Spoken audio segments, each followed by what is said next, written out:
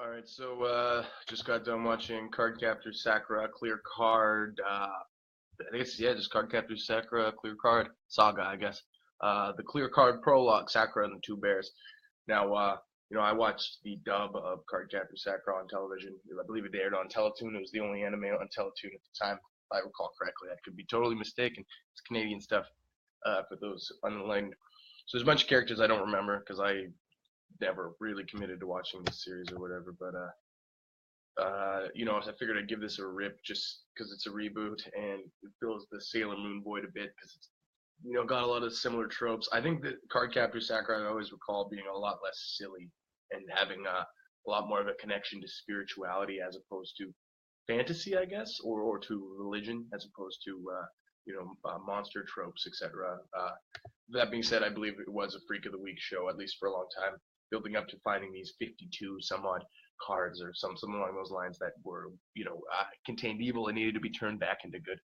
Um, so it was familiar faces and familiar tropes, and it felt like nothing ever changed. They're going back to school at the beginning, all of that. That being said, this show is significantly more beautiful and heartfelt than Sailor Moon is. Um, in that the this episode is clearly like this is the prologue episode. This is episode 00 or whatever. But this is to bridge between these two arcs, I guess, and to establish the and finalize the romance between the male lead, what's his name, Sioran, some along those lines, and Sakura, because apparently at the end of the series, and it's they tell you this in the prologue that he had confessed his love to Sakura, and she didn't necessarily respond positively or negatively. She just kind of meditated on it, or almost forgot it because it was in the midst of some kind of chaotic final battle of sorts.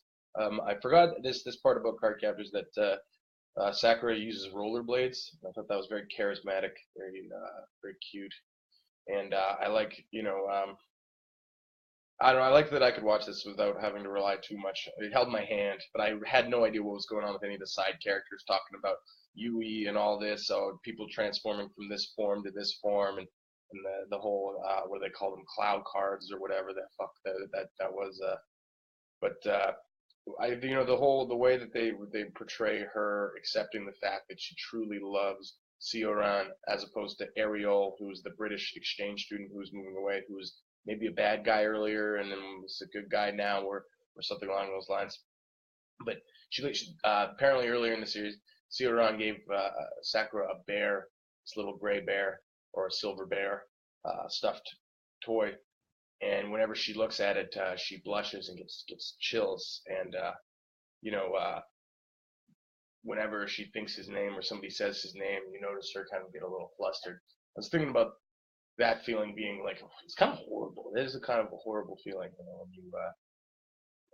when you there's somebody whose name you hear that you have such strong feelings for or whatever, and you hear it, and even years later or whatever, you still kind of get this little rumbling in your tummy, and I don't think that's a good thing. I don't think it's a good thing. I think it's cute for this teenage anime character, sure, but it's definitely a kind of cognitive dissonance of sorts, I would say. I'd also like to point out that this show is incredibly beautiful. I wish that the background music was louder because it was very much, up my alley of the nice, beautiful piano thing, and it ends with this nice little children's choir song. And it wasn't like, it was the Japanese version of that, which is more exciting than what we would get in our Western sort of media. Another thing, Kiro is like the little. If you ever see Cardcaptors, the thing you remember the most is the little sort of tiny dog, angel wings kind of little guy who's the sort of her right hand man and introduces her to all of the lore early on in the original series.